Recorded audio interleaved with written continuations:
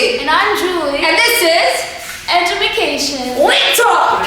Grab a seat with us because this is Edumecation Lit Talk. We're your hosts, Julie and Casey. And we're going to go and get down to the basics of why we're here today. So, Casey, why are we here today? Well, Julie, we're here because this is our YouTube channel, Edumecation Lit Talk. And the reason why we're creating this Edumecation Lit Talk channel is because our professor, who does not like to be called professor, as Julie always reminds me, Yes. is named Christy, and she is teaching us about serialization. And in order to go and inform us about what serialization is, she's come up with a technique of making us make our own form of serialization. And then by doing so, we're going to be talking every week, or every other week, right, about literature and a book, and then we're going to go and be playful with it. We're going to play games with you guys and everything, and then we're going to go and get into concepts about these pieces of literature. It's going to be really fun, it's going to be exciting, it's going to be informative. But first we have to start off with, what is serialization? Right. So what is your definition of serialization, Julie? Okay, so in my opinion, a serialization is a series of works that are derived from the same topic but are able to stand on their own. Okay. So they're able to stand on their own. My definition of serialization is a series of episodes where they have to be a continuation of a story. So it would have to be a flow in which you can't go from 1 to 3. You have to make sure to watch 2 in between, or read 2 in between, to understand the whole story and to understand the characters. You can't just start off from anywhere. So my serialization is defined by a continuation in a flow. Right. So that's where we differ. So you'd have to know what happened before a certain point to understand what happens after, in a way. Yeah, like you can't start, if you have 1, 2, 3, 4, and 5, those being books, you can't pick up 5 and know what's going on. You have to pick up 1 first. Right, so you'd have to start at the beginning. Yes. Okay, so that's where our views on serialization differ. Okay. Because if we are talking about books, my definition would require you to be able to pick up like the 3rd book in a series and be able to understand and follow along without having to read the first 2 books. Yeah, mine would not consist of that. So I'd like consider it as a book or a movie or just something that involves like the same characters and the same basic like concept or general idea, but it's able to be like its own thing at the same time. I guess to me though, in the continuation, you'd have to know who the characters are, and you have to get a basis of it. So you need that introduction in order to understand. A good example of what my consideration of serialization is would be a show. It's called This Is Us. And it starts off with a story plot about a family, and there's a Jack and Rebecca, and they build a family together. They have 3 kids. They're called the Big 3. They're triplets, except one's adopted because one of the children died, unfortunately, during childbirth. And ironically, after the childbirth, there happened to go and be a child that needed to be adopted in the hospital at the same time of the birth of the triplets. Now only twins. So then there ends up being triplets, so on and so forth, and it goes throughout their whole life, in the future, in the past. But you have to know this whole storyline with this couple before you can go and continue. You can't just pick up at season 3. You have to watch season 1. Right. Well, if I were to give an example of serialization in terms of a show like you gave, I would pick let's say like the Disney show Wizards of Waverly Place. Okay. That like features 3 wizards, Justin, Alex, and Max, and during each episode they're basically trying to hide the fact that they have magical powers and that they're wizards. Mm-hmm. And most episodes consist of Alex using magic irresponsibly, and then something goes wrong and her older brother Justin usually has to fix it. So each episode doesn't depend on what happens in the previous episode. However, it does contain like the same characters, the same like consistent theme. Yeah, there's consistency throughout it. Yes, so there's something that basically ties everything together. Okay. I understand that point of view, and I understand why it's considered serialization. I guess in my own viewpoints, it's just, it has to keep going. It has to go and be this continuous flow. I don't know why, but in my head, that's how I view it. I guess being more open-minded, you would go and see how it not being continuous flow, it being separate but with the same characters is serialization, but we also always have to have what we don't consider serialization in order to get a definition of our own, right? Right. So what is something that you would, what is one characteristic that a piece of literature or a piece of work would have that you would consider not a factor of serialization? Not a factor of serialization. It's a good question. What would be a good piece of literature? Pride and Prejudice, for one. Pride and Prejudice? Well, there's no continuation of it. Exactly. It's just one. It's by itself, so that can't really be an example, right? Or a movie. Okay, alright. The Outsiders, and that was then and this is now. Same characters, don't consider it serialization. Why? So The Outsiders is basically a story about these brothers, and they're in a gang, and then they have the Socias and the Greasers or something like that. I don't remember the exact particulars of it, but they are gangs against each other, and it goes into this whole boyhood type of novel storyline. And then a couple years later, the same author went and created a book called That Was Then, This Is Now. And it had the same characters, but a completely different storyline. Okay, so it's like an alternate universe type of thing. It's like, not all characters are in That Was Then, This Is Now.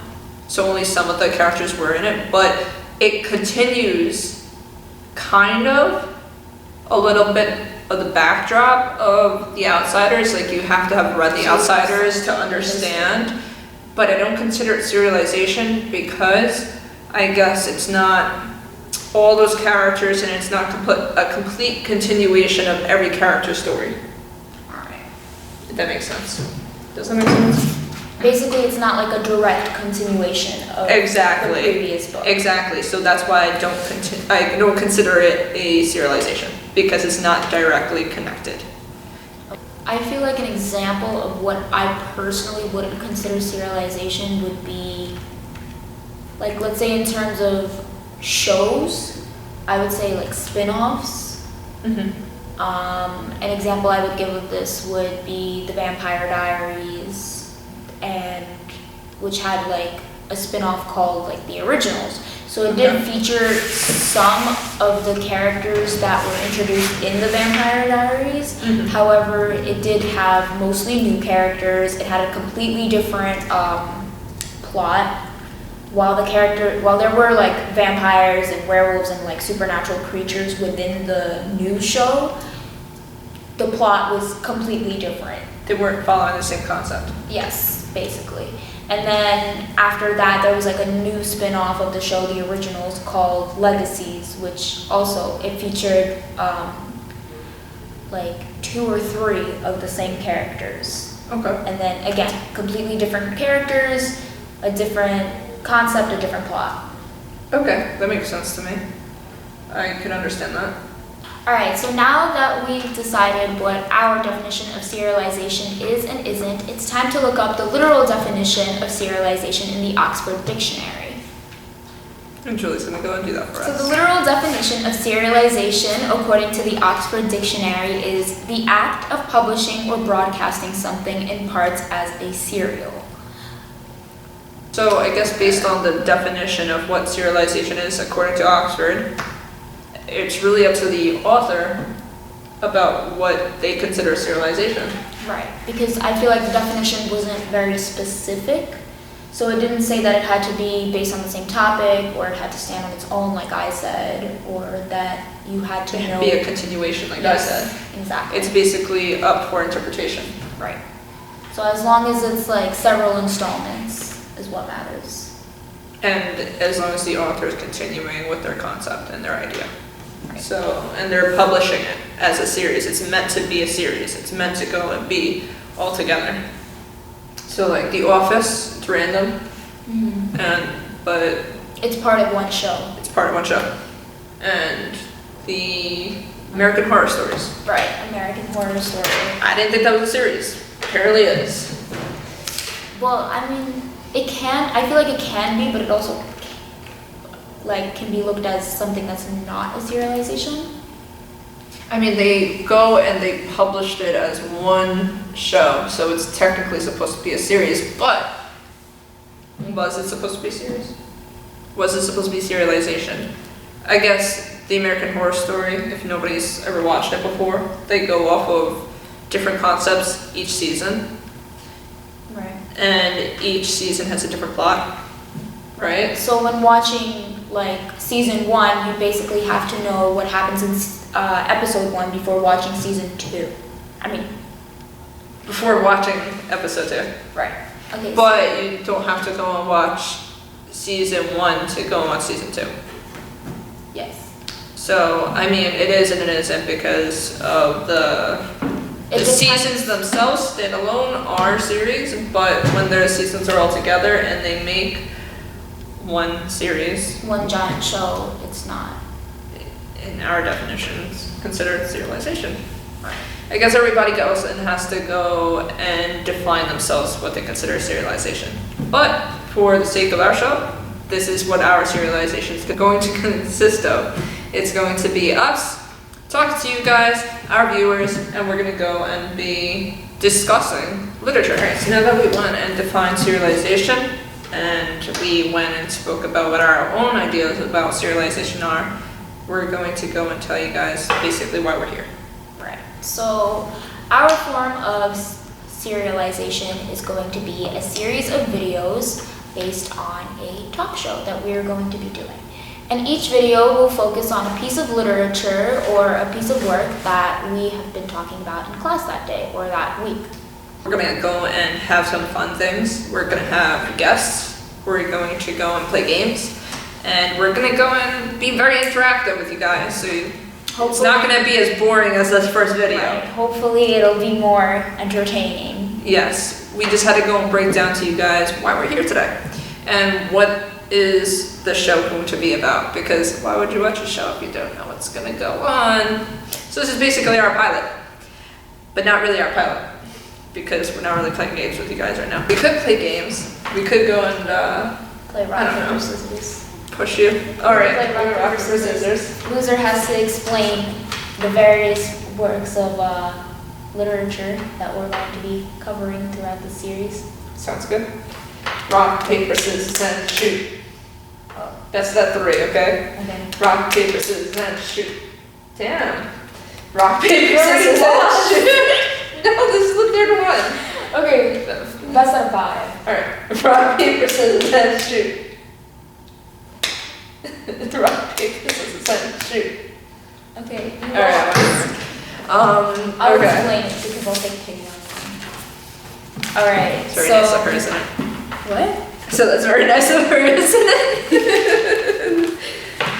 Okay, so a few examples of what we're going to be covering in our lit talks are going to be excerpts from Chaucer, Pride and Prejudice, Murder on the Orient Express, Farewell to Arms, In Cold Blood, Flash Gordon, the X-Men comics, The Witcher, and I think we are going to be covering Harry Potter as well. Yeah, and fan fiction. Yes. So, Yeah. what are your thoughts on All these of topics? this? Yeah. Are you familiar with any of them at all? Are you excited about any of them? Alright, well, I'm familiar with Pride and Prejudice. That's it. Yes. I'm very excited though about the murder ones, like I said before. I'm just a little bit thrilled about it. I don't know why. I really like murder mysteries. So I'm hoping it's a murder mystery. Hoping, because you never know. Well, I'm excited for the Harry Potter and the fan fiction because I was really into fan fiction a few years back. I'm also familiar with Pride and Prejudice because we did read it last semester for a class of ours. Yeah, we were in the same class. That's how we know each other. Yes. And as for The Witcher, I've never officially watched the show, played any of the games, or read the book that it's based off of, but I do have friends that are completely obsessed with it. So I have heard a little bit about it. So I am excited to like see where their interest comes from. What is The Witcher about? I have no idea, but we're gonna find out. That's okay, because we're going to read it, and we're going to go and discuss with you guys what it's about. But what are some games that we'll be playing with them? Guess who? Okay. Or charades would be. Oh, that would be fun. Charades. Yeah, we're going to get, like, acting out people Yeah. and who they are. Pictionary. Pictionary. Ooh, I can't draw, so that'll be fun. Excited to go and see her drawing now. We're gonna go embarrass our friends a little bit. We're gonna go bring them. Yeah, we're gonna bring them over here. We're gonna go play games with them and make them feel embarrassed, because that's always fun. Why not embarrass your friends? That's what they're there for. Right. Anyways, that's basically what our serialization is going to be. What our episodes are going to be, and what Edumecation Lit Talk is going to be about. All right. Thank you guys for joining our first Lit Talk on serialization, and we'll see you guys all next week. And we promise it'll be a lot more interesting. Hopefully.